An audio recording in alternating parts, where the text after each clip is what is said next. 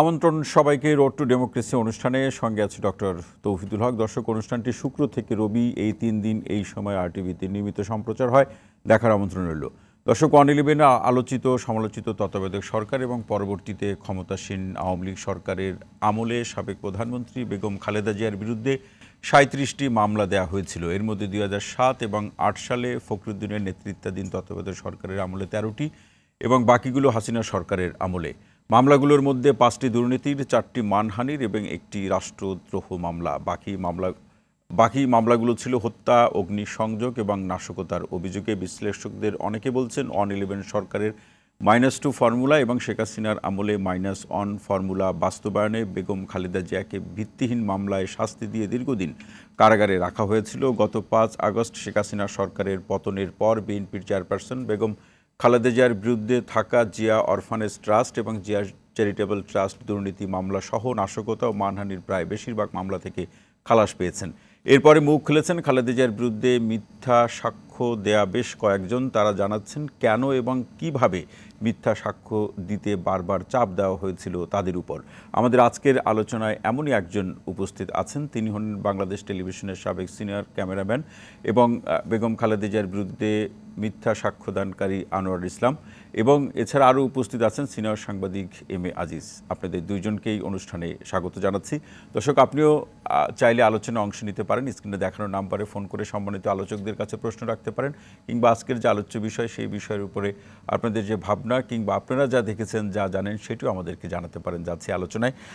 শুরুতে আনোয়ার ইসলাম ভাই, আপনার কাছে আসতে চাই যে আসলে এই যে বেগম জিয়ার বিরুদ্ধে যার সাথে আপনি কাজ করেছেন দীর্ঘদিন, তার সরকারের যে কর্মকাণ্ড দেশে বিদেশে সেগুলোকে তুলে ধরা, অত্যন্ত সততার সাথে কাজ করেছেন সেটি আমরা জানি, কিন্তু এমন কি ঘটলো যে কারণে এই অবস্থা হলো? যার সাথে আপনি কাজ করেছেন তার বিরুদ্ধে মিথ্যা সাক্ষী দিতে হলো। এখান থেকে আলোচনাটি শুরু করতে চাই। আসলে আমি প্রাইম মিনিস্টার, আমি তো বিটিভির চাকরি করতাম, সরকারি চাকরি। তো আমাদের দুটো টিম সবসময় প্রধানমন্ত্রী কার্যালয়ে থাকতো, সকালে একজন, রাত্রে একজন ডিউটি করার জন্য। তো ওইখানে ডিউটি করতাম, ওনার সফর সঙ্গী হয়ে বহু জায়গায় গেছি, দেখেছি অনেক কিছু। তো আমরা পলিটিক্যালি তো খুব একটা ইনভলভ হতাম না, আমাদের কাজ ক্যামেরার পিছনে থাকা, সেটাই করতাম। তো আগে এ নিয়ে বেশি কিছু বলবো না, শুধু আমি ঘটনাটাই বলতে চাই। লাস্ট মনে হয় যে অক্টোবর মাস ছিল, খালেদা জিয়া তো গেল 2006, তাই না? 2006 অক্টোবর বোধহয় ছিল ওয়াইসি সম্মেলন জেদ্দাতে। জি, ওইটা কাভার করতে আমাকে পাঠানো হয়েছিল। আরও খুব ছোট টিম, আর সরকারি লোকজন 4-5 জন ছিল। এত ছোট টিম নিয়ে কখনো যাওয়া হয়নি। তো ছিল একদিন যেতে, একদিন আমাদের সম্মেলন, পরের দিন চলে আসবো। তো সেইভাবে অনুষ্ঠান হলো, খুব ছোট, 15-20 মিনিটের মধ্যেই সম্মেলন শেষ। তো ওইখানে সব ইসলামিক দেশের হেডরা সব আসছেন, রাজা বাদশাহরা। তো আমরা শেষ করে ওয়েট করছি, তারপরে আমরা চলে আসলাম হোটেলে, যা আর কিছু নাই, এই একটাই খাওয়া হয়েছে। পরের দিন আমরা রওনা দিব, পরের দিন ভোগাতে আমরা রওনা দিলাম ওখান থেকে ঢাকার দিকে। তো আসার পথে আমার যে সিটটা ছিল ঠিক তার ডান দিকে ছিল একটা, কি বলবো, একটা ব্যাগের মতো, এখানে সব খবরের কাগজগুলো রাখা থাকতো। আচ্ছা। একটা কাগজ দেখলাম, জনকণ্ঠ দেখা যাচ্ছিল, হাতে নিয়ে পড়ছি। একদিন আগের কাগজ, যেদিন আমরা এসছি তার একদিন আগের কাগজ, না তার পরের দিনের কাগজ, একদিন পরে আমরা পড়ছি আর কি। ওইটার মধ্যে একটা নিউজ দেখলাম যে বেগম খালেদা জিয়া নাকি এইবার সফরের সময় 10 ট্রাঙ্ক ডলার এবং পাউন্ড নিয়ে গেছেন। নিউজটা আমি দেখে পড়লাম, তো চিন্তা করলাম যে এতগুলো নিবে, চোখে তো আমাদের পড়ার কথা, আমরা তো কাছাকাছি সব ছিলাম। এটা ভাবতে ভাবতে চলে আসলাম, ঢাকা আসলাম, যথারীতি অফিস গেলাম কাজ করার। ওই সময় আমরা এডিটিংয়ের সময় সাধারণত থাকতাম এডিটিংয়ের সুবিধার জন্য। ওই কাজটা সেরে একদিনই সব শেষ করে দিয়ে পরের দিন আসলাম।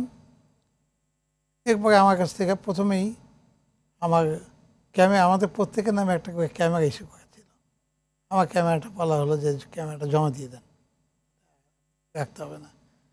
জমা দিলাম, বুঝলাম, আমার কাগজ বন্ধ করে দিল, একদম বসিয়ে রাখলো আমাকে। অফিসে যেতাম, পড়তাম, কাটতাম, কথাবার্তা বলতাম, চলে আসতাম, এইভাবে চলছিল। তারপরে আমাকে ডিজি তখন ছিলেন আমাদের আফতাব হাসান বলে এক ভদ্রলোক, পৃথিবীর ডিজি, উনি মাত্র জয়েন করেছেন। উনি একদিন ডেকে, না এর মধ্যে আমি একটা চিঠি পেলাম যে আপনার বিরুদ্ধে বিভাগীয় মামলাটা কী জন্য, আমি নাকি নিউজ রুমের ভিতরে কোনো এক মানে একজন, উনি বোধহয় সম্ভবত ডিডিজি নিউজ ছিলেন আর ডিরেক্টর নিউজ, শাহিদা আলম নামটা বলতে অসুবিধা নেই, ওনাকে নাকি আমি মারতে গিয়েছিলাম। কী জন্য? আগের দিন না 2-1 দিন আগে আপনাদের মনে আছে মনে হয়, 2টা মিটিং হয়েছিল, একটা হাসিনার, একটা খালেদা জিয়ার। হাসিনার মিটিংটা হয়েছিল প্রেস ক্লাবের সামনে, আর খালেদা জিয়া হয়েছিল তার ওই পুরানা পল্টন অফিসের এখানে। জি। তো ওইটা আমি আসার আগে কিন্তু ওই মিটিংটা দেখে আসছি, কেননা বাসে করে আমি যেতে পারিনি। ওইখানে নেমে আমি হেঁটে দেখলাম যথেষ্ট লোক হয়েছে হাসিনার মিটিংয়ে, হেঁটেই আসলাম। আমি হেঁটে এসে দেখি যে আরও অবাক হয়ে গেলাম, এটা তো আরও অনেক বড় মিটিং, এত লোক। খালেদা জিয়ার অনেক মিটিং আমি কাভার করেছি, কিন্তু জায়গাও একটু ন্যারো ছিল, এত লোক চোখে পড়েনি। তো আমি তো ভাবলাম যে এর মধ্যে আমি বুঝে গেছি যে খালেদা জিয়াকে একটু ডিপ্রাইভ করে এই নিউজ করবে, এটা তো আমি বুঝে গেছি প্রথমেই। তো আমি শর্টও নিলাম ওইভাবে, আমার সাথে আরেকজন ক্যামেরাম্যান ছিল, টিভি টপ শট, সব টপ শট নিব এবং অডিয়েন্সের 2টা শট নিব। মন্ত্রী টন্ত্রী আগেকার জি। রিটায়ার্ড মন্ত্রীরা বসে আছে, নেতারা বসে আছে, এই শটটা নিব, আর কোনো শটই নিব না, যেন বাদ দিতে না পারে। গেলাম, যাওয়ার পরে রফিকুল ইসলাম সরকার ছিলেন আমাদের চিফ নিউজ এডিটর সেদিন, উনি মারা গেছেন রিসেন্টলি। ওনাকে বললাম, সরকার ভাই এই শট নিয়ে আসছি, আপনি কি যাবেন এডিট করতেন? আমি রেখে চলে যাব। বললেন না, তুমি দাঁড়িয়ে এডিট করো 40 সেকেন্ড, 1 সেকেন্ড, মানে একটা ফ্রেমও যেন বেশি না হয়, একেবারে সময় নির্দিষ্ট করে। হ্যাঁ করে দেয় 40 সেকেন্ড। না, ওই চিঠিটা ফেস করলেন কিভাবে, যে চিঠিটা আসলে একটা অভিযোগ যে আপনি দুর্ব্যবহার করেছেন, সেই অভিযোগ? আমি এটা একটু বললে না তো সুবিধা হবে। জি। তো আমি বললাম আচ্ছা ঠিক আছে, আমি এডিট করা হলো। এডিট করার পরে দেখলাম যে 39 সেকেন্ড হয়েছে, না 1 সেকেন্ড আগে বাড়ানোর দরকার নেই। এডিটার ছিল, নামটা মনে আসতেছে না। তো কিছুক্ষণ পরে আমাকে নিচে আমার অ্যাসিস্ট্যান্ট যা খবর দিল, স্যার আপনি যে এডিট করে দিচ্ছেন, এটা কাটছাট করিয়া ছোটো করতেছে লোক যাতে কম দেখা যায়। তাই নাকি? এর মধ্যে 8টা নিউজ শুরু হবে। আমি যাই বল, ওয়াহিদুজ্জামান এডিটার, ওয়াহিদুজ্জামান ওই শাহেদ আলমকে দেখলাম 5-7 জন লোক দিয়ে তার পিছিয়ে দাঁড়িয়ে আছে, শর্ট ছোটো করানোর জন্য। কম লোকই তো নাই, খুঁজেই পায় না, নিউজের সময় হয়ে গেছে। আমি বললাম, ওয়াহিদুজ্জামান শর্ট টট বাদ দিলে একটু বুঝে সুঝে বাদ দিয়েন, কেননা আমাকে মাই খাওয়াইন না, ছাত্র দলের এত লোক গেছে, যদি শর্ট না থাকে মাই খেতে হবে। মানে আপনার এই ছিল যা হয়েছে সেটা তুলে ধরা? হ্যাঁ সেটাই, এক্স্যাক্টলি তাই তুলে। এবং সেই নিউজটা দেখলাম আমি, হাসিনা, আমি হতাশ হয়ে গেলাম, লোক নেই এখানে, 5 জন, ওইখানে 10 জন, যে ক্যামেরা গেছিল এইভাবেই শট নিয়ে আসছে, কোনো ওয়াইড শট নেই, কোনো লং শট নেই। তারা তো অনেক লোক এসে, আমি নিজে দেখে আসছি। তো এটা হওয়ার পরে অনেক হলো, আর শাহিদা কিছু বললো না, খালি সিএনই ছিল ফুয়াদ হাসান, ফুয়াদকে বললে, ফুয়াদ এই যে দেখেন আনোয়ার ঘুম্বি করে গেল, আমি এটাকে কিছু করতে পারবো না, করে সে চলে গেল। তার 2-3 দিন পরে আমি চিঠি পেলাম, ওনাকে আমি মারতে গেছি, আমার নামে বিভাগীয় মামলা দায়ের করা হবে। তো চিঠিটা আসার আগে আমাকে আফতাব হাসান খবর দিল, দেখা করে না। আমি আর ফুয়াদ গেলাম, ফুয়াদ মারা গেছে কিছুদিন আগে। জি। যাওয়ার পরে বলল যে আনোয়ার, আপনার সাথে তো আমার কোনোদিন আলাপ হয়নি, তো আজকে প্রথম, তো আপনি চাকরিটা ছেড়ে দেন। আপনি কি 25 বছর হয়ে গেছে বিটিভি? আমি হ্যাঁ, সরকারি চাকরি আমার 25 বছর হয়ে গেছে। তাহলে আপনি ছেড়ে দেন, আপনি বেনিফিটটা অ্যাটলিস্ট পাবেন। তখনও কিন্তু আমার 3-4 বছর চাকরি বাকি ছিল। আচ্ছা। তো আমি বললাম যে কেন? বলে আপনি চিঠি পাননি? হ্যাঁ পেয়েছি। তো এটা কিন্তু আপনার বিরুদ্ধে যাবে এবং আপনাকে সাজা দিয়ে দিবে। আমি যেটা বুঝি, আমি আপনার ভালোর জন্য বললাম, এখন আপনি ডিসাইড করেন। আমি অফিসে এসে বিকালবেলায় সন্ধ্যার সময় একটা রেজিগনেশন লেটার লিখে, তখন আমাদের হানিফ সাহেব হচ্ছেন অ্যাক্টিং ডিসি, ওনার হাতে দিয়ে দিলাম যে আমি চাকরি ছেড়ে দিচ্ছি, 25 বছরের সত্ত্বে ওই জিওটা বাই করলাম, বাই করে ওই দিয়ে দিলাম। দিয়ে এখন আমার বিরুদ্ধে ওইটার পরে তারা মামলা দায়ের করলো। চিঠি কিন্তু আগেই গেছে, আমি রেজিগনেশন দেওয়ার পরে মামলা দায়ের হলো। আমাকে চিঠি দিল যে আপনি অমুক তারিখে আপনার এটা ইনকোয়ারি হবে, জিজ্ঞাসাবাদ করা হবে, আপনি টিভিতে থাকবেন। এরকম 3টা ডেট দিল, কিন্তু কেউ আসেনি, কোনো জিজ্ঞাসাবাদ করতে কেউ আসেনি। চতুর্থ ডেট, তখন আমার চাকরি আমি সেদিন শেষ। জি, আমি রিলিজ অর্ডার নিয়ে সোজা গিয়ে দিগন্তে জয়েন করলাম সেই দিনই বিকালবেলায়। মানে এবং সুযোগ সুবিধা যেটি চাকরি অবসরের পরে যে সুযোগ সুবিধা সেগুলো তো আপনি পেয়েছিলেন? না, আমার কাছে যে চিঠিটা আসছিল ওতে বলা হয়েছে যে যেহেতু বিভাগীয় মামলা দায়ের হয়েছে, এটা নিষ্পত্তি না হওয়া পর্যন্ত আপনি শুধু আপনি প্রভিডেন্ট ফান্ড ছাড়া আর কোনো বেনিফিট উঠাতে পারবেন না।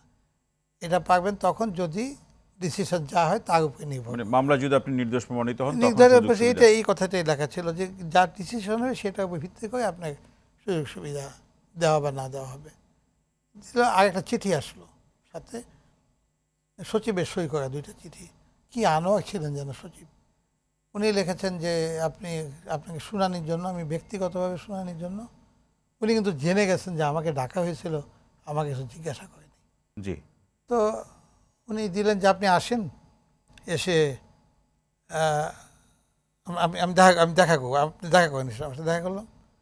তখন উনি আমার দিকে তাকায় গেলেন, কতক্ষণ দেখেন আপনাকে তো আমি দেখেছি, আপনার সামনে শুনিয়েছি, আমি জানি আপনি একটু এদিক সেদিক হলে কথা বলে ফেলেন। এভাবে বলল, আপনি সত্যি করে বলেন তো এই কাজটা কি আপনি করেছেন? আমি বললাম স্যার আপনি কি বিশ্বাস করেন আমার কথা? তো সাক্ষী সাবুদ আছে বলে দেখেন আমি আপনাকে যতটুকু জানি আমি বিশ্বাস করব, আপনি যা বলবেন আপনাকে কথা দিচ্ছি আমি বিশ্বাস করব। পুরো ঘটনাটাকে বললাম ওনাকে, এই ব্যাপার। উনি শুনে বলে আচ্ছা আপনি যান। আমি চলে আসলাম। তাই 1 সপ্তাহ পরে চিঠি পেলাম।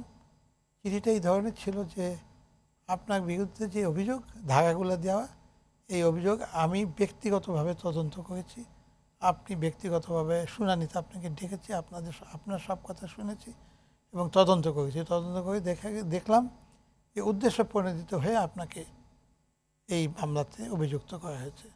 এইভাবে লেখা। জি আনোয়ার ভাই, এরপরে আমরা একটু তারপরটা আসি। জি, না আমরা একটু আজিজ ভাইয়ের আলোচনা শুনে এরপর sure, আমি আপনার কাছে আবার ফিরছি। আজিজ ভাই, আসতে চাই যে আনোয়ার ভাই যেমনটি বলছিলেন যে আসলে আমাদের দেশের রাজনীতি এখনও সেই অন-11-এর সময় বিরাজনীতি, -2 ফর্মুলা, পরে -1 ফর্মুলা, বেগম জিয়ার বিরুদ্ধে যে মামলার যে প্রসঙ্গ, এবং সেক্ষেত্রে আওয়ামী লীগের সময় নির্যাতন নিপীড়নের কথা অনেকেই বলছেন। আজকে আমরা আনোয়ার ইসলাম ভাইয়ের কাছ থেকে শুনছি যে রাষ্ট্রের যে গণতান্ত্রিক যে শুদ্ধতার প্রশ্ন, গণতন্ত্রের পথে এগিয়ে যাওয়া, কিংবা প্রতিটি ঘটনার মধ্যে দিয়ে তো আসলে আরও বেশি পরিশুদ্ধ হওয়ার কথা, কতটা হচ্ছে তার আলোচনা তো আপনি শুনলেন। সেই জায়গাতে আমাদের অবস্থান কোথায়?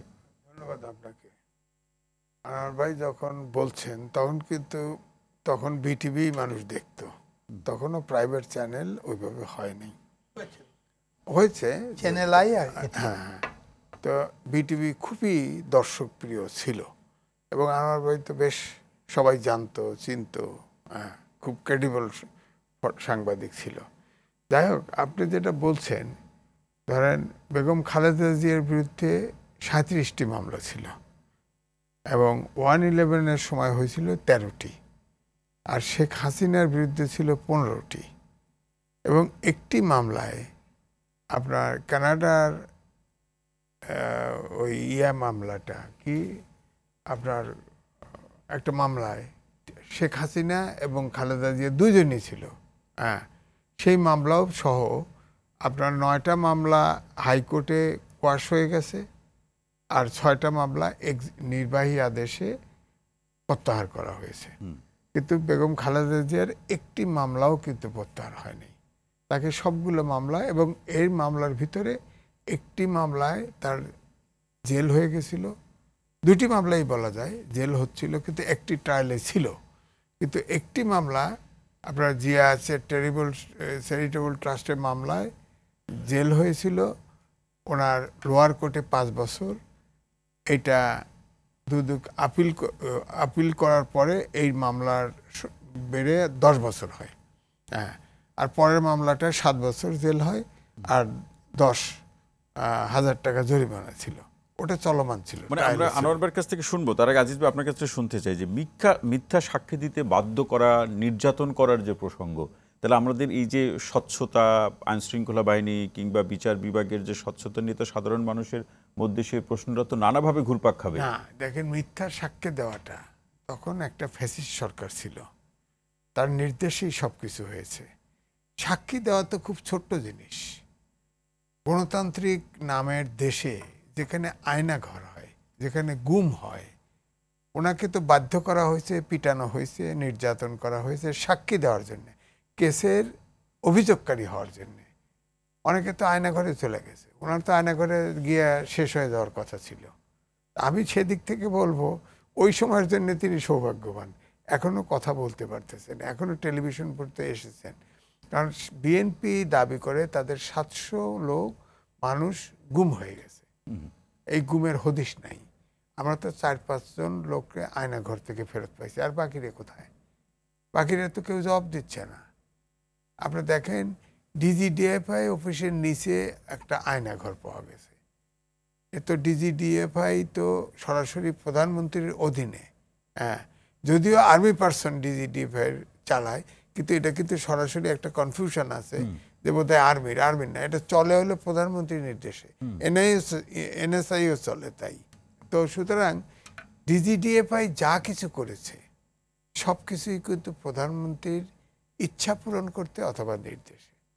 সুতরাং আপনি যেটা বলছেন, এখন যদি বলেন তুলনা করেন, তাহলে আমি যদি প্রশ্ন করি যে ধরেন রাষ্ট্রীয় সবগুলি প্রতিষ্ঠান দলীয়করণ শীর্ষে চলে গেছিল, এখন দেখা গেছে যে শেখ হাসিনা পালানোর পরে সব রাষ্ট্রীয় প্রতিষ্ঠানগুলো ধপাস করে ভেঙে পড়েছে। এখন বিচার বিভাগ একটা দাঁড় করেছে, হ্যাঁ, জোড়াতালি দাঁড় করেছে। প্রথমেই কিন্তু পিচ্চি হান্নান, পিচ্চি হেলাল এগুলো কিন্তু বেরিয়ে গেছে, এবং তারা এখন নিউজ আসতেছে না, তারা তো আইনি প্রক্রিয়ার মধ্যে দিয়ে জামিনে বের হয়েছে। আইনি প্রক্রিয়া ব্যাপারটা তো ওইটাই, যে আইন তো আইনের মতো করে চললে তো প্রশ্ন, তাহলে তো সুশাসন বলতাম, মানে আইনের শাসন বলতাম। আমরা তো আইনের শাসন বলতে পারছি না, এটাই মজা। একটা হলো কি, ধরেন বেগম খালেদা জিয়ার বিরুদ্ধে যে 37টি মামলা, জি, এটা কিন্তু তিনি কিন্তু যেমন ধরেন বোম টোম সন্ত্রাসের যে মামলাগুলো দিছে, তখন কিন্তু সে বিএনপি অফিসে গুলশানে কিন্তু আটক, তার লাইনও কাটা, ইন্টারনেট লাইন পর্যন্ত কাটা, অথচ তিনি মামলায় আসামি হচ্ছেন এক এক করে। 111-এর সময় তার আমাদের দেশে যা হয় যেভাবে, হ্যাঁ, এটা তো আপনি এখানেই বলেন যে এই জন্যই বলা হচ্ছে সবগুলো মামলা ওনার বিরুদ্ধে সবগুলো বানানো ছিল জাস্ট আটকায় রাখার জন্য, এবং তাকে আটকায় রেখেছে। চ্যারিটেবল ট্রাস্টে উনি মেম্বার না, উনি কিচ্ছু না, উনি স্বাক্ষরদাতা না, কিচ্ছু না, হ্যাঁ, অথচ তার বলছে যে এতিমের টাকা মেরে খাইছে। সেই টাকা তো খরচ হয়নি, সেই টাকা তো এখনো 9 লাখ হয়ে গেছে, 2 লাখ টাকা 9 লাখ টাকা হয়ে গেছে। টাকা তো আরো বাচ্চা দিছে।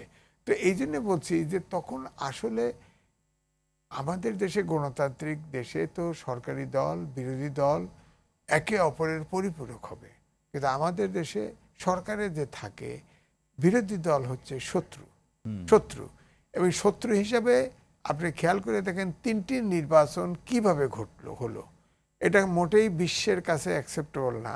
জাস্ট ক্ষমতায় থাকার জন্যে শেষ নির্বাচনটা নিজের দল ভাগ করে করে পক্ষের প্রার্থী নমিনেশন দেওয়া হলো, আবার কিছু কিংস পার্টি করা হলো, তাদের দলের থেকেই আপনার বিরোধী দলের ক্যান্ডিডেট বানা হলো, যার নাম হলো আমিডামি।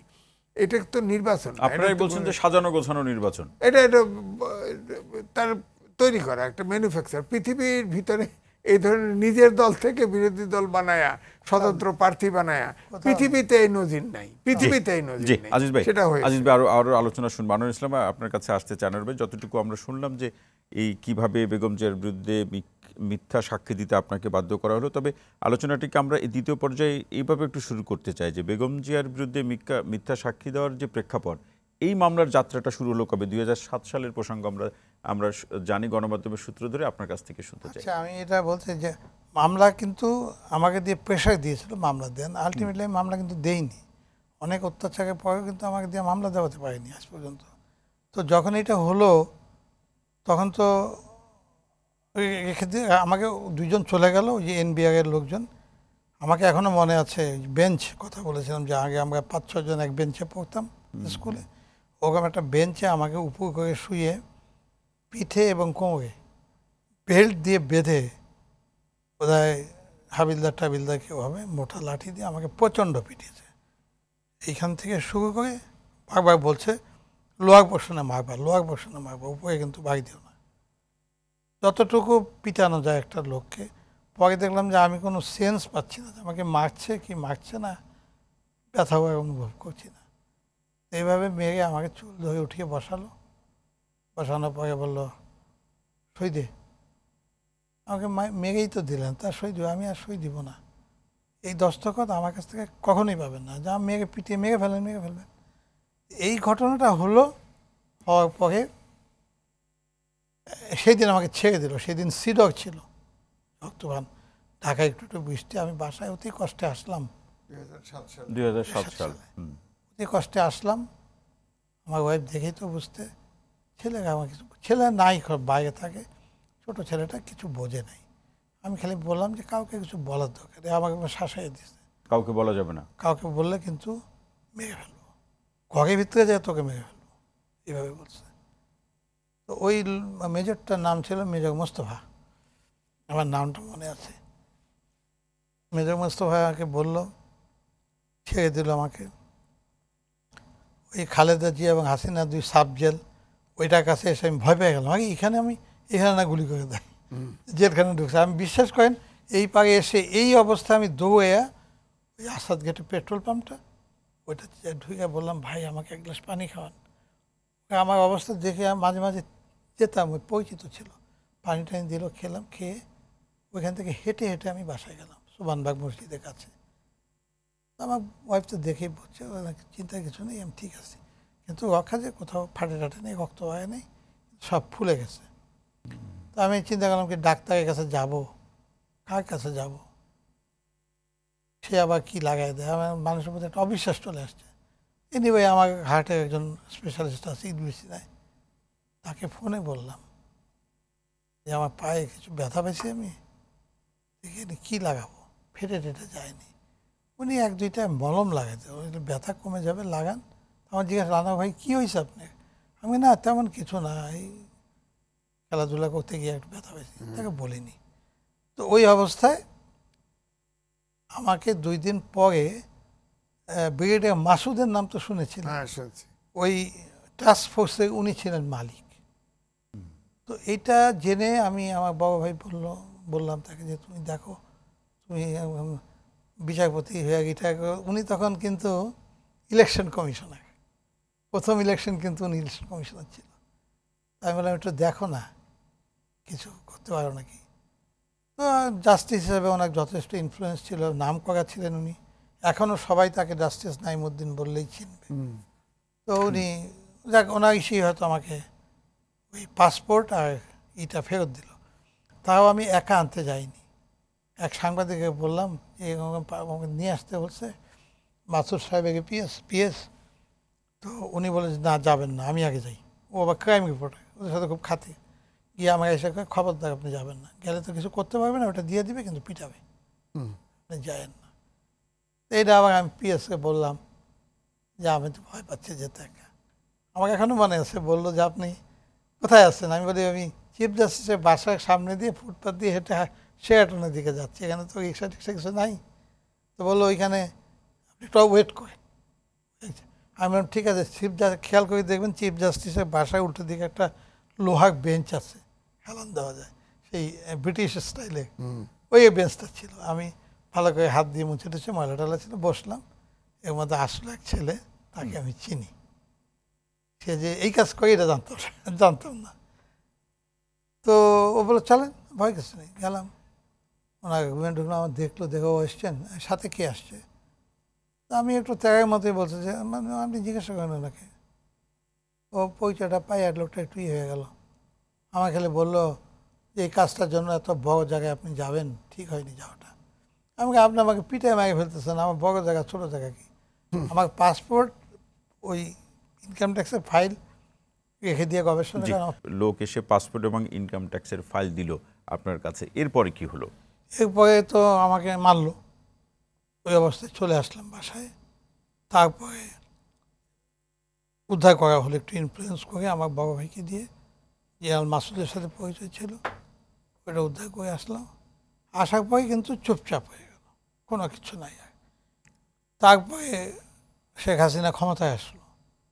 ক্ষমতায় আসার কয়েকদিন পরেই দেখি সেটা হবে পরে, বেশ পরে মার্চে, গত বছরে মার্চে আমি আমাদের এখানে 14 নম্বর রোডটা এমনি এসে এমনি ইউটার্ন করা, ডেড গলি আর কি। তো ওই জায়গাটা আমি একটু হাঁটতাম, এটা গাড়ি ঘোড়া থাকতো না। ঠিক এই টার্ন করার পরেই একটা মাইক্রোবাস থামলো, একটা পুরোনো ভাঙাচোরা মাইক্রোবাস, কলারে ধরে উঠাই নিয়ে গেল, নিয়েই চোখটা বেঁধে দিয়েছে সাথে সাথে কালো কাপড় দিয়ে। আমি কিছু বলছি না, আমি বুঝতে পারছি নিয়ে যাচ্ছে। তো আমি জিজ্ঞাসা করলাম, আপনাকে কি সরকারি লোকজন না ডাকাতের হাতে পড়লাম আমি? বলে যে না, আমরা সরকারি লোক, আপনাকে আমরা ধরে নিয়ে যাচ্ছি, কিছু জিজ্ঞাসাবাদ করবো, আপনার ভয় কিছু নেই। জি। এবং আমি এখানে হিসাব করছি, কারণ আমি আইএসপিও ছিলাম, কিন্তু ফটোগ্রাফার আইএসপি বহুদিন ছিলাম, 6-7 বছর। আমার প্রথম চাকরি ছিল গণকণ্ঠে, ওই মাই খাওয়া শুরু হয়েছে তখন থেকে রক্ষীবাহিনীর হাতে। তারপরে আমি গেলাম, নিয়ে গেল, আমি খালি হিসাব করছি যে কোথায় যাচ্ছি। যে জায়গায় থামলো গাড়ি, মিনিট 10 লাগছে ওই জাহাঙ্গীর গেট থেকে নামায় আমাকে ধরে পিছনে হাত ধরে ঢুকে একটা ঘরে ঢুকালো, চোখ তো বাঁধা।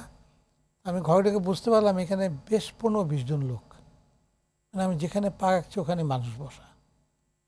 তো এর মধ্যে একটু জায়গা করে বসলাম, হাত পিছিয়ে বাঁধা, চোখ বাঁধা।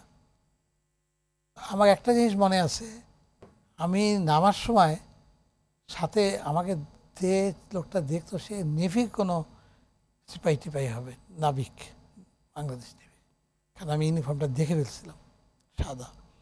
ওকে জিজ্ঞাসা করছিলাম, আমি কি এই যেখানে নামছি যে আশেপাশে পোস্ট অফিস আছে নাকি? পট করে বলে বলছে একটা পোস্ট অফিস আছে। বুঝে গেলাম ডিজিএফএস অফিসের ঠিক উল্টা দিকে পোস্ট অফিসটা। আমি বুঝলাম জায়গায় ধরে আনছে, কেন ধরে আনছে ওইটা চিন্তা করছি।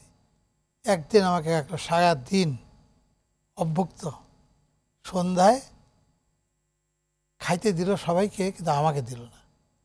সবাই লাইন ধরে বসে খাইলো, এক লোকে অফার করলো আপনি আমার থেকে খান, কেন আমার খিদে নেই। পরের দিন সকালে আমাকে ওইখান থেকে চোখ বেঁধে বার করে নিয়ে আসলো একটা সেলে, ছোট্ট একটা সেল, ধরেন কতটুকু হবে, 6 ফুট হবে লম্বা, আর হয়তো 3.5 ফুট 4 ফুট হবে চওড়া, কোনো একটা কমোড। আমাকে বলে দিল যে এইখানে আপনি এখন থাকবেন, এইখানে আপনার হাত মুখ ধোয়ার একটা বেসিন আছে, হাত দিয়ে ধরে বুঝাই দিল, এইখানে কমোড আছে, চোখ কিন্তু বাঁধা, হাতও বাঁধা। তো ওইখানে নিয়ে আমাকে দিনটা গেল, দিনটা খাওয়ার দিল। আমি বললাম না, আমি খাবো না। তো বললো স্যার কতদিন না খেয়ে থাকবেন, খান আপনি। কী দিচ্ছেন? রুটি আর ভাজি, লাভের মধ্যে একটা বাটি, মোটা একটা শুকনা রুটি খাইলাম, খিদা ছিল। বললো যে স্যার খান? হ্যাঁ স্যার বললো, সে আমাকে বললো স্যার খান, না খেয়ে কতদিন থাকবেন। ওটা ভালো ছিল। এবং সত্যি কথা বলতে কি, ওই লোকটাকে দিয়ে আমি বাসায় একটা নিউজ দিতে পারছিলাম। বলছিলাম আপনি পারবেন বাইরে কোনো ফোন থেকে? বলে হ্যাঁ স্যার, আপনি চিন্তা করেন না, ফ্যামিলি বাসা চিন্তা করবে। ওই খবরটা দিছিল, আপনার চিন্তা করবেন না, উনি আছেন, স্টুডিওতে আছেন, ওনাকে ছেড়ে দেওয়া হবে। এই আমার বউ এইটুকুই খবরই পাইছিল, এবং সে কাউকে কিছু বলেনি। তারপরে যখন আমাকে নিল সেকেন্ড ডে রাত্রেবেলায়, আমাকে হাত বেঁধে পাশে কোনো একটা রুমে নিয়ে গেল, এবং আমার মনে হলো ঘুমটা কোনো বড় ঘুম হবে।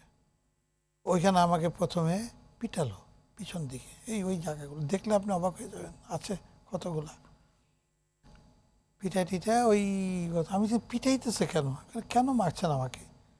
বলে ওই সাদা কাগজে সই দাও। সাদা কাগজে দিব কেন? বলে ওই যে 10 ট্রাঙ্ক মামলা, কতদিন আগে ঘটনা, দেখেন ফাইল করে ঠিক করে রেখে দিছে, এইটা দিয়ে বেটাকে আবার ধরবো। আমি বললাম সে মামলা তো যতটুকু জানি শেষ হয়ে গেছে, আমাকে ছেড়ে দিল। বলে না, আপনি বাদী হয়ে মামলা দিবেন, মামলা না দিলে আপনার জন্য অসুবিধা, আর যে জায়গায় আপনি আসছেন এখান থেকে কেউ ফিরে যায় না। তো আমাকে মনে আল্লাহ তো কোথায় সাহস দিছিল জানি না, আমি মেরে ফেলেন যা করেন, ওই সাদা কাগজ আমি সই দিব না, আমাকে লিখবেন, আমাকে দেখাবেন, তারপরে আমার মতো মনে হলে আমি দিব। তখন আমাকে কবজিতে 2 কবজিতে শক দিল, পায়ের 2টা কব, বেশ জোরে শক, কাঁপানি উঠে গেছিল আমার, শক দিল, পুড়ে গেছিলো ওই জায়গায়। তারপর একটা লোক ওই কথা নেই বার্তা নিয়ে আসতো, আমি সেল খোলার আওয়াজ পেতাম, সিগারেট দিয়ে পোয়াইতো, সিগারেট দিয়ে বুঝতাম কেমনে গন্ধ হইতো, সিগারেট আগুন দিয়ে পোয়াইতো। তারপর যেন আমার হঠাৎ মনে হলো কোনো লোহা জাতীয় কিছু দিয়ে আমাকে ছেঁকা দিচ্ছে। আসলে লোহা জাতীয় কিছু ছিল, এই যে হাঁটুগুলা অনেকখানি জায়গা জুড়ে। তখন আমি বললাম, দেখেন আমার তো হাই ডায়াবেটিস, আমাকে অন্য কোনো ওষুধ দেন আর না দেন, আমাকে ইনসুলিনের ব্যবস্থা করেন। আমি নাম বলে দিই, তো অকথ্য গালাগালি করে, শালা হারামজাদা ইনসুলিন চাষ, তোকে ডায়াবেটিসই মেরে ভালো। এবং জানেন সব ঘা হয়ে গেছিলো, শুকাইতো না তো, পচে গেছিলো একদম, পানি জমে ঘা হয়ে গেছিলো। এটা গেল, আমি শেষ করে দিচ্ছি, এটা গেল। এটা যাওয়ার পরে হঠাৎ করে একদিন, খুব বেশি দিন হবে তা না, 3 মাস বোধহয় হবে না, 3 মাসে কম, আমাকে ঘাড় ধরে মাইক্রোবাসে উঠেলো, বলে চল তোকে শেষ করে দিয়ে আসি, তোকে রাখার দরকার নেই, তুই তো সই দিলি না। আমাকে নিয়ে যাচ্ছে, আমি তো আল্লাহর কাছে ছেড়ে দিচ্ছি, আল্লাহ বাঁচলে তো আর বাঁচার উপায় নেই, মরলে মরে গেলাম, লাশটা যেন পায়। এবার বলছি ওদের যে মায়ের যাই কেন, আমার লাশটা যেন আমার আত্মীয় স্বজনরা পায়। তারপরে বনানীতে সন্ধ্যা হয়ে গেছে, তখন বনানীতে একটা টান দিয়ে চোখটা খুলে আমার কোমরের মধ্যে একটা লাথি দিয়ে ফেলে দিল, আমি উপুু হয়ে পড়ে গেলাম, হাঁটু টাটু ছিলে গেল। আমি চিন্তা করছি, দেখছি না কিছু, এত চোখ বন্ধ ছিল যে ওই লাইটের আলোয় আমি দেখতে পাই না, মনে হয় সব বার্ন হয়ে যাচ্ছে। তারপরে আমি দেখলাম যে কোন জায়গা আসলো, চিনে ফেললাম জায়গাটা, ওইখানে সাইফুর রহমানের সাহেব একটা বাসা আছে, এখানে আমাকে ফেলেছে। ওই বাসায় এখন আছে কিনা জানি না, ওই আমলে থাকতো, কোনো কাভারেজ কিছু যাইতে হলে আমি ওই বাসটা যাইতাম, এই জন্য চিনে গেছি। তো এর মধ্যে একটা লোক আইসা, সাবেক অর্থমন্ত্রী, বিএনপির সময় হ্যাঁ অর্থমন্ত্রী, বিএনপি, এর মধ্যে একটা লোক ধরে আইসা আমাকে তো উঠাইলো, ওটা আমার স্যার বলতো, স্যার উঠিন, বুঝতে পারছি আমি কী হয়েছে, বাসা কোথায়? আমি বললাম বাসা ধানমন্ডি সুবানবাগ মসজিদের কাছে। চলেন, আমি সিএনজি আছে আমার কাছে, আমি আপনাকে নামাই দিয়েছি। আমি বললাম দেখো বাবা, আমার তো পয়সা টয়সা নাই, তোমাকে বাসায় যাইয়া দিব, নেমে বাসার থেকে দিব। স্যার পয়সার কথা রাখেন, আমি তো সব দেখলাম, আমার ভুল হয়েছে, মানে আমার কোনো বোধ জ্ঞান ছিল না, যে ঠিকানা ছবি এইসাদি কিচ্ছু বোধ জ্ঞান ছিল না। ও আমাকে নামাই দিয়ে পয়সা নিল না, সাই করে আমাকে ফেলে দিয়ে চলে গেল।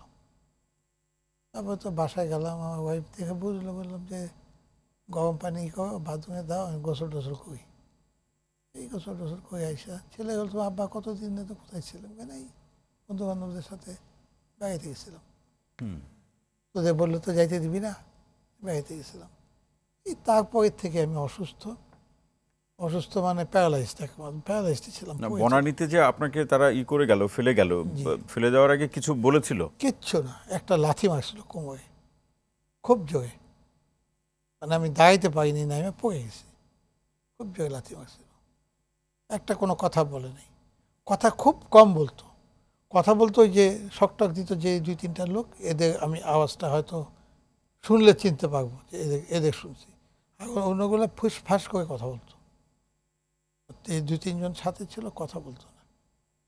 যাক, ওই অবস্থায় তো আসলাম, ডাক্তারের কাছে যাই না, হাসপাতালে যাই না, ডাক্তারকে বলে আমার বউ ট্রিটমেন্ট দেয়, ওই লাগানোর কিছু নেই, ব্যথার ওষুধ দিল, কিন্তু এখন আমার প্রচণ্ড ব্যথা, রাত্রে ঘুমাতে পারি না, মাথায় শক দিছিল, এটা মনে আছে, একটা কী জানি লাগাই দিল মাথার মধ্যে, হেলমেটের মতো, মানে চারিদিক খোলা, লাগাই দেওয়ার পরে ওইটা খুব লাগছিল আমার, এটা একটা শক দিছিল। সে বলছিল যে মারে ফেলবো, কিন্তু সই দিয়ে মানে আরেকটা মামলা করতো আর কি। যাক, এইভাবে তো বাসায় চলে আসে। এখন কিভাবে আছেন সেই প্রসঙ্গগুলো আমরা শুনবো আনোয়ার ভাই, তবে একটু আজিজ ভাইয়ের কাছ থেকে একটু শুনে। আজিজ ভাই শুনছিলেন যে কিভাবে নির্যাতন, নিপীড়ন এবং এই যে মিথ্যা সাক্ষী কিংবা সাদা কাগজে স্বাক্ষর করার যে প্রসঙ্গ, এরকম ঘটনা আরও অনেকের ক্ষেত্রে আছে, যেটা আমরা এখন গণমাধ্যমে দেখি। এবং এই প্রসঙ্গ ধরে মূল যেটা অবস্থা দাঁড়িয়েছে যে আপনি শুরুর দিকে আলোচনা যেমনটি বলছিলেন যে যে কোনোভাবে হোক ক্ষমতায় থাকা, মানে ক্ষমতাই মূল বিষয়বস্তু। এখন যে অবস্থা, 24শে গণঅভ্যুত্থান, সামনের দিনগুলো, গণতন্ত্রের যে ভবিষ্যৎ, এই ধরনের গণতন্ত্রের সাথে, ক্ষমতার বিষয়বস্তুর সাথে নির্যাতন, নিপীড়ন, হামলা মামলা প্রসঙ্গগুলো থাকবে না, এরকমই তো আমরা স্বপ্ন দেখি নতুন বাংলাদেশে। এই গণ অভ্যুত্থানের পরে এই আকাঙ্ক্ষাটা ডেভেলপ করেছে যে বৈষম্যহীন সমাজ চাই, গণতন্ত্র চাই, আইনের শাসন চাই, সুশাসন চাই সর্বস্তরে। কিন্তু এখন ধরেন যে সরকার ক্ষমতায় আছে, 5 মাস অতিবাহিত হচ্ছে, এটা কিন্তু কোনো কিউল কিনারা তারা করতে পারে নাই, তারা বুঝেই উঠতে পারে নাই শুরু কোথায় করব, শেষ কোথায় করব। এখন এইটা যদি আরও দিন যেতে থাকে, আমার মনে হয় দেশের অবস্থা আরও খারাপ হবে, ভালো হওয়ার লক্ষণ দেখছি না। সুতরাং এখন আমার বক্তব্য হচ্ছে যে আমরা যেটা প্রত্যাশা করেছি, আপনি দেখেন সামনে হয়তো একটা নির্বাচন হবে, সেখানে এখনই কিন্তু রাজনৈতিক দলগুলোর ভিতরে কিছু টানাপোড়েন শুরু হয়ে গেছে। আগে যেমন ফ্যাসিস্ট সরকারের বিরুদ্ধে সবাই একাট্টা ছিল, এখন কিন্তু সামনে নির্বাচন, যার যার পলিসি পার্সু করতেছে, হয়তো সবাই জেতার সম্ভাবনা দেখছে। এখন যার জেতার সম্ভাবনা নেই সেও হাঁকডাক ছাড়ছে। যেমন ধরেন ইসলামিক আন্দোলন আজকে বলল, আমি দেখলাম যে বলল যারা তাড়াতাড়ি, যারা দ্রুত নির্বাচন চায় তাদের পায়ের তলায় মাটি নেই। আপনি বলেন, তারা তো ওই ফ্যাসিস্ট সরকারের সাথে সবসময় ইলেকশন করেছে। হ্যাঁ, শেষে একবার বরিশালে পিঠে খাওয়ার পরে নির্বাচন থেকে সরলো। এছাড়া তো সবসময় নির্বাচন করছে তারা তো পুরোটাই ফ্যাসিস্টকে শক্তিশালী করছে, জাতীয় পার্টির কাছাকাছি, তাই না? তো এখন তারাও এটা হুঙ্কার দিচ্ছে। এখন শেষ পর্যন্ত ধরেন এখন একটা ডিক্লারেশন ঠিক করা এবং নির্বাচনে যে সংবিধান যে সংস্কার হয়েছে, যতটুকু হয়েছে আমার মনে হয় বসলে এটার সমাধান হতে পারে।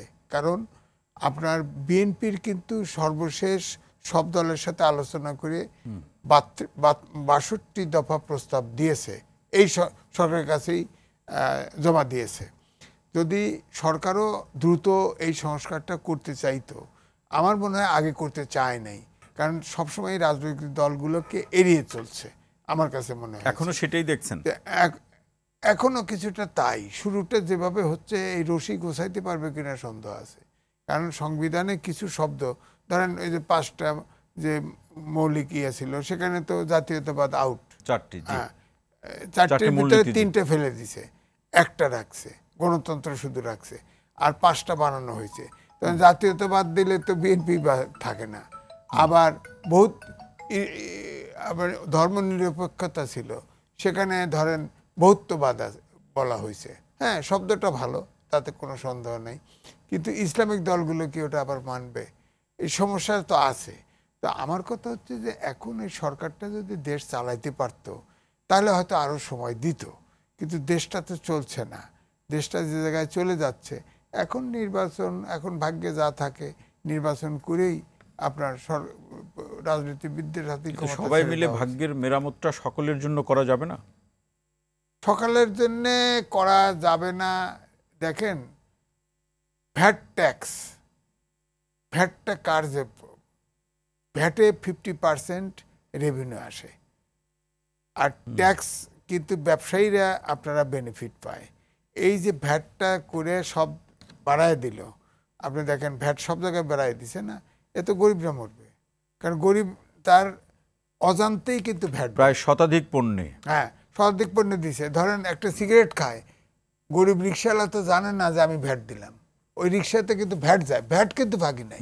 হ্যাঁ, কিন্তু ট্যাক্সে তো ব্যবসায়ী রেখা। জি আজিজ ভাই, আমরা আপনার কাছ থেকে শেষ মন্তব্য শুনবো। তার আগে আনোয়ার ইসলাম ভাই, আপনার কাছে আসতে চাই যে এখন এই যে অসুস্থতা, নির্যাতন, নিপীড়ন আপনার কীভাবে কাটছে, আপনার আলোচনা থেকে কিছুটা উঠে এসেছে, তার সূত্র ধরে আমি এই দুটি বিষয় আপনার কাছে জানতে চাই। আপনি কোনো আইনি প্রক্রিয়ার পথে হাঁটবেন কিনা এবং জনগণের কাছে আপনার কি বক্তব্য বা আবেদন থাকবে?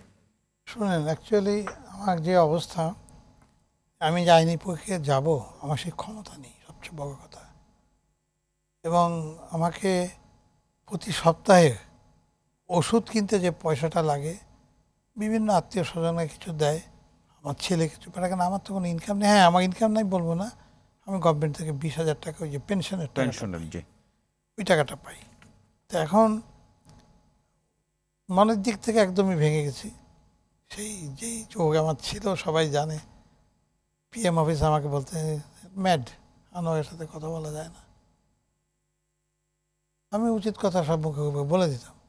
আল্লাহ আমাদের চাকরি আমার যায় নাই। তো এখন এই যেমন গতকালকেই তো আমি ওষুধ কিনি, আমাকে ওয়াইফে প্রতি সপ্তাহে আমাদের 4,500 টাকা ওষুধ লাগে। এই যে গতকালকে কিনেছি ওইটা লেগেছে আমার 5,200 টাকা। 700 টাকা আমাকে বেশি দিতে হলো এই ভ্যাট হওয়াতে। কিন্তু বেগম জিয়ার দল বিএনপি থেকে যদি আইনি প্রক্রিয়া হাঁটার ক্ষেত্রে আপনাকে সহযোগিতা হ্যাঁ, করা হয়, সহযোগিতা যদি ওনারা তো জানে আমি কাউকে দিয়ে খবর দিয়েছি, যদিও আমি নিজে দেখা করি নাই, ওনারা জানে। কিন্তু কেউ উচ্চবাচ্য করে না, সবাই নিজেকে নিয়ে ব্যস্ত। আর আমি কখনোই নিজেকে নিয়ে ব্যস্ত হইনি। আমি পিএম অফিসে ছিলাম, কেউ বলতে পারবে না যে আমি কোনোখান থেকে মানুষের লক্ষ লক্ষ টাকা কামাই গেছে। আমার সামনে আমি দেখেছি, আমি নাম বলতে চাই না, বিরাট বিরাট নেতা এখন থাকে, আমার সামনে আমি বসে দেখেছি কীভাবে টাকা ভাগ করেছে, কীভাবে চেক ইস্যু হতো। সিম্পল একটা ঘটনা বলে, চেক ইস্যু হতো মানে ক্রস চেক, ওই যে অনুদানের চেক ফেক, ওইখানে একটা অ্যামাউন্ট একজন, আর সেকেন্ড অ্যামাউন্ট কত ডক্টর কামাল সিদ্দিকী, থার্ড 1 লাখ টাকা বেশি হয়ে গেলে প্রধানমন্ত্রী দিয়ে। এই কমে অ্যাকাউন্টটা ওইখানে ক্রস দেওয়া থাকতো, তো ছাপা একেবারে প্রেস থেকে চেক ছাপা। ওনার আইন করেছেন, আমি নিজে দেখেছি, ব্যাংকে বলেছি, ক্রসটা কেটে দিত, সিল লাগাই দিত, এই চেকে ক্রস বাতিল বলে সই করে দিত। ওই চেকটা ক্যাশ চেক হয়ে যেত। যে আমি দেখছি 100টা চেক সই করতে, যে কেউ টাকা তুলতে পারতো। হ্যাঁ, এটা আমি যদি দিত না ভাই 10,000, আমি গেলে টাকাটা দিয়ে দিত। প্রচুর টাকা এইভাবে গেছে। 100টা আমি দেখেছি, এক বসায় 100টা চেক সই করতে।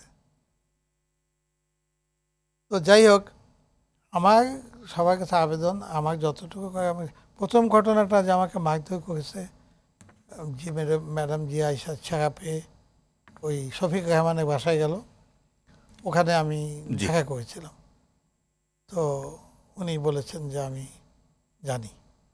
এর আগে একটা ছোট্ট ঘটনা হয়েছিল প্রেস কনফারেন্সে, উনি বিরোধী দলের নেতা হইয়া ওই পুরনো বাসাটা বেলিগড়ে না মিন্টুগড়ে পুরনো বাসায় প্রেস কনফারেন্স, আমিও গেছিলাম, বসেছিলাম পিছনে।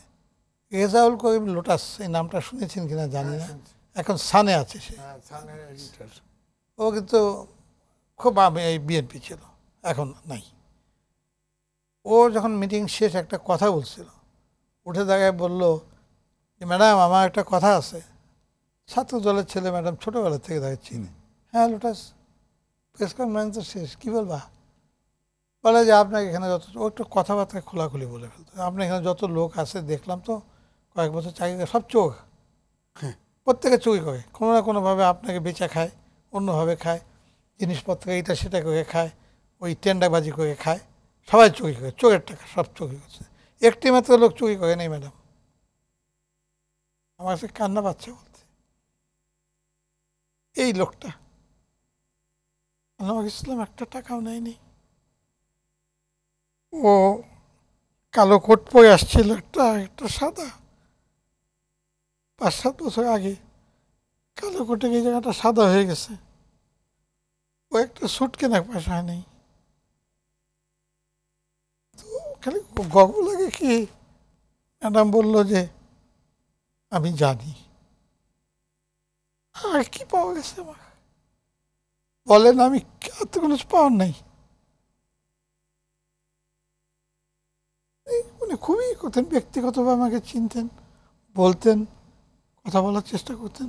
একদিন এই কথা বলেছে যে আমাদের সাথে আপনি করে কথা বলতো, আপনাদের তো ইচ্ছা করে কথা বলতে, এদের জ্বালায় পারি না, একটা আঙুল দেখে। তো এইভাবেই তখন চলে আসলো। এখন আমার সবচেয়ে বড় হচ্ছে ওয়াইফ ক্যান্সার, আমার এই অবস্থা, অর্থনৈতিক কোনো একটা খালি মাথা গোজার জায়গা আছে, সকালে কাজের লোক নেই বাসায়, আমাদের দুজনকে কাজ করতে হয়, কাজের লোক রাখার মতো পয়সা আমাদের নেই। আনোয়ার ভাই, আপনার আলোচনা শুনলাম, আপনার এবং ভাবির জন্য সুস্বাস্থ্য এবং দীর্ঘ জীবন আমরা কামনা করি। আজিজ ভাই, একদম ছোট্ট এক লাইনে কিছু যোগ করতে চান কিনা? 2 লাইনে। আমরা যেটা আপনি আগে বলেছিলেন ধরেন আমাদের স্বাধীনতা যুদ্ধের যে প্রত্যাশা ছিল, জি। এই 5 আগস্টের প্রত্যাশা একই ছিল। আশা করি আমরা সবাই মিলে যেভাবে এক ছিলাম সেইভাবে এক থেকে দেশটা মেরামত করার দেশটা চেষ্টা মেরামত করব। করে। অসংখ্য ধন্যবাদ এম এ আজিজ এবং আনোয়ার ইসলাম, আপনাদের দুজনকে অসংখ্য ধন্যবাদ আজকের আলোচনা আমাদের সময় দেওয়ার জন্য। প্রিয় দর্শক, আজকের মতো রোড টু ডেমোক্রেসি অনুষ্ঠানটি এখানে শেষ করছি। সবাই ভালো থাকুন, সুস্থ থাকুন, নিরাপদে থাকুন। সঙ্গে থাকার জন্য অসংখ্য ধন্যবাদ।